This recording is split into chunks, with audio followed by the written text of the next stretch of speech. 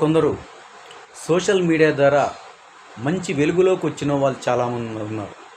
వాళ్ళు హావభావాలను తెలియజేసుకుంటూ ఓవర్ నైట్గా స్టార్గా మారిన వాళ్ళు ఉన్నారు. ఇలా కొన్ని మనలో ఉన్న స్కిల్ని బయటకు తీసుకుంటూ ముందుకెళ్ళటంలో ఎలాంటి తప్పు లేదు. కానీ అది అభ్యంతరంగా, అశ్లీలంగా మరియు వేరే వారి మనోభావాలు దెబ్బతీసేలా ఉంటే అది చాలా మంచిది కాదు మిత్రులారా. ఎందుకంటే ఏదో నేను వార్నింగ్ ఇచ్చినట్టు కాదు, ఒక చిన్న మెసేజ్ ఇస్తున్నట్టు. దయచేసి ఏదైనా సరే మన సోషల్ మీడియా ద్వారా మనం ఒక మెసేజ్ ఇచ్చుకుంటూ ముందుకెళ్తే చాలా ఉత్తమం.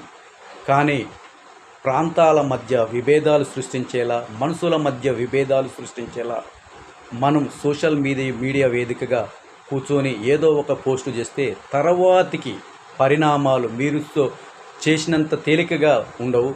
అది కొన్ని విభేదాలకు, గొడవలకు దారితీస్తుంటుంది. దయచేసి మిత్రులారా చేయండి.